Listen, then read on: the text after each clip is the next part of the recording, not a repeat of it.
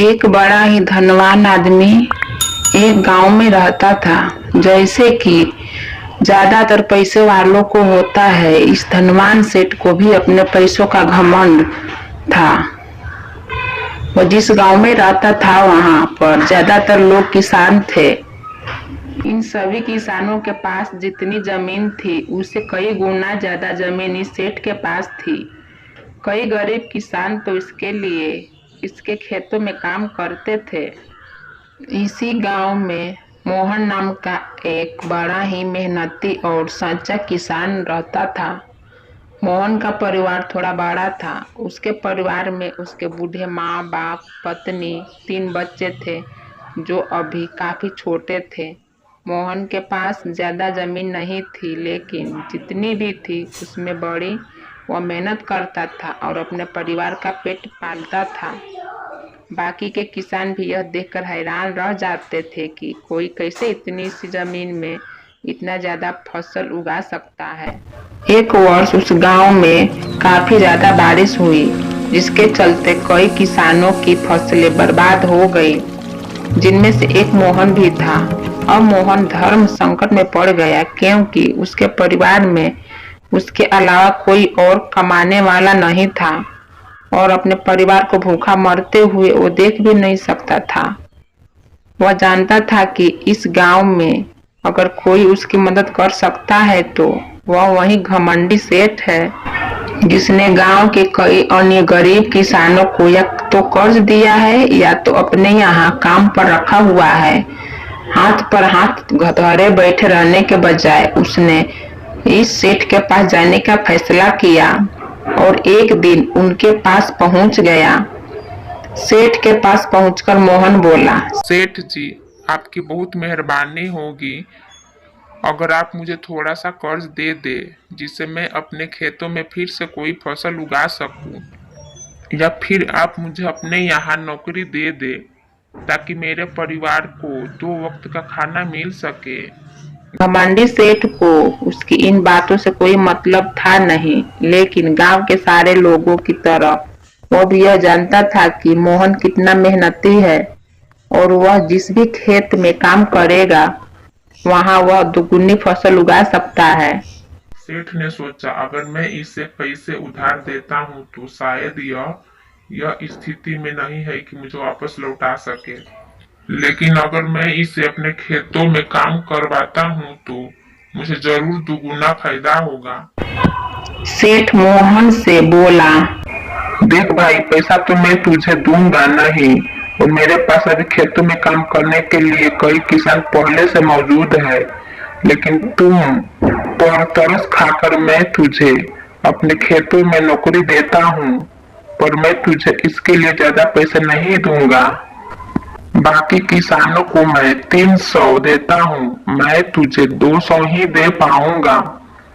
मरता क्या न करता, मोहन ने सेठ की शर्त मान ली और उसी दिन से सेठ के खेतों में काम करना शुरू कर दिया। 2 महीनों तक नियमित वो सेठ के खेतों में जाकर कड़ी मेहनत करता और देखते ही देखते 4 महीने का काम उसने अपनी मेहनत से 2 महीनों में ही खत्म कर दिया।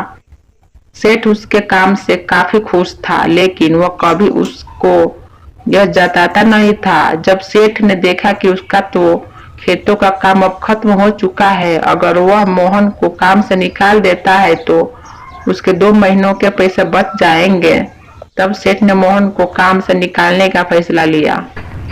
एक बार सेठ को ये विचार भी आया कि इतना मेहनती आदमी शायद उसे दोबारा ना मिले, लेकिन फिर उसने सोचा कि जब अगले साल काम आएगा तब उसे फिर से नौकरी पर रख लेगा। आखिर इस गांव में उसके अलावा है ही कौन जिसके आगे ये लोग अपने हाथ फैलाएंगे। एक दिन सेठ ने मोहन को अपने पास बुलाकर उसको उस दिन का पैसा दिया और साथ में यह भी कहा कि कल से तुमको काम पर आने की जरूरत नहीं है, अब मेरे पास तुम्हारे लिए कोई काम नहीं बचा है, जब मेरे पास काम आएगा तो मैं तुम्हें बुला दूंगा। यह सुनकर मोहन का दिल बैठ गया। पिछले 2 महीनों से कम ही सही उसके बच्चों और परिवार के पेट में अन्न का दाना जा तो रहा था, अब यह क्या करेगा। यही सोचकर उसकी आंखों में आंसू निकल आए। मोहन ने सेठ के पैर पकड़ लिए और गिड़गिड़ाने लगा। सेठ जी, मुझे इस काम की बहुत जरूरत है, मुझे मत निकालिए। अपने मतलब से मतलब रखने वाला सेठ टस से मस न हुआ। उसने खरी खोटी सुनाकर मोहन को वहां से चलता कर दिया और मन ही मन 2 महीनों की तनख्वाह बचाने से खुश होने लगा। अगले दिन जब सेठ सवेरे उठा और अपने आंगन में आया तो उसने देखा कि मोहन उसके आंगन में बैठा है। सेठ ने उसको पास बुलाकर पूछा, क्या हुआ, तुम क्यों यहाँ पर बैठे हो? मोहन बोला, सेठ जी मुझे वापस काम पे रख लीजिए। आप जानते ही हैं मेरी आर्थिक स्थिति कैसी है, थोड़ी दया कीजिए। लेकिन सेठ ने उसकी एक न सुनी और फिर एक बार उसे बुरा भला कहकर वापस से जाने के लिए कहा। बेचारा मोहन अपना सिर नीचे झुका के वहां से चला गया। अगले दिन मोहन के आने से पहले ही सेठ अपने परिवार को लेकर अपने किसी संबंध के यहाँ चला गया और वहां पर 10 दिनों तक रहने के बाद फिर अपने गांव अपने घर वापस लौटा।